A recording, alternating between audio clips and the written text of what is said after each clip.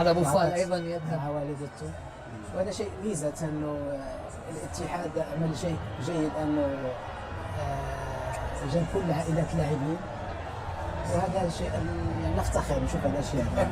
الحمد لله. ما في اشياء اجمل من الاشياء.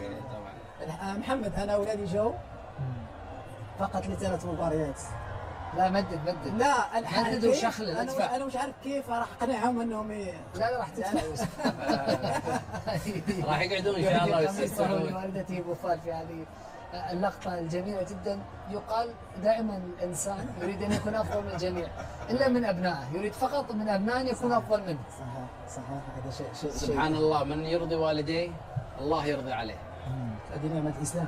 سبحان الله. يعني شوف تتبع الإنسان الناجح تجد أن وراه في وأب هو بار بهم ومرضي الله سبحانه وتعالى عن طريقهم. ترى هذه كلها رسائل، وهذه كلها درس مجانية للجميع. الشباب من هو بار بوالديه الله سبحانه وتعالى جازيه كل الجزاء.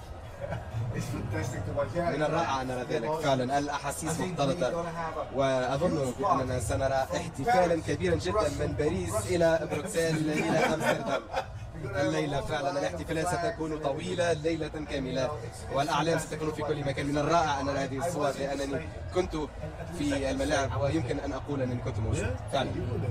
كنتم هنا أيضا أليس كذلك؟ أنتم كنتم جزءا من هذا أليس كذلك؟ كيف ستكون ردة فعل الملك بعد ذلك؟ أكيد أنا سعيد الملك وفخور بأبنائه وهم يحققون هذا الإنجاز التاريخي. وكان دائما هو متبع للاعبين، أكيد هناك اتصالات مع اللاعبين ومع المسؤولين عن المنتخب. بالعكس يشرف الكرة المغربية ويشرف الكرة